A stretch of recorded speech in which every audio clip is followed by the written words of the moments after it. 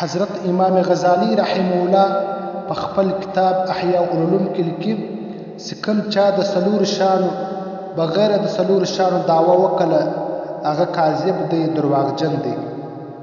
اول کوم چا چې د جنت خواهش وکړي لیکن عبادت او اطاعت یې نه وکړي دا درواغجن دی. دویم کوم چا چې د نبی علیه السلام سره د محبت دعوه وکړه لیکن د علما او د فقرا سره محبت نه کوي دا کذاب او درواغجن دی. عزتمند موږ نن تاسو ګور په معاشره کې د علما او د فقرا څخه خلک څومره نفرت کوي. نو پکار دی که څوک د نبی علیه السلام سره محبت کول غواړي هغه د علما او د فقرا سره محبت وکړي. دریم کم څوک چې د دوزخ څخه د بیریدو دعوه وکړي لیکن ګناهونه نه پرېږدي دا درواغجن دی.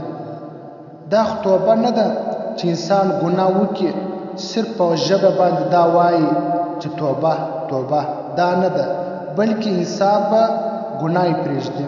کم څوک چې د دوزخ څخه واقعي بیریږي هغه د ګناه پرېږدي.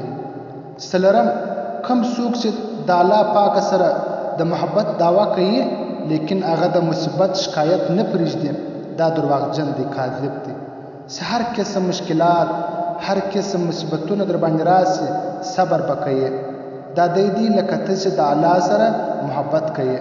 که چیرته په هر مجلس په هر ځای کې د خپل مصیبت او د خپل د مصیبت شکایت کوي نو دا خو د الله سره د محبت دعوه نه ده.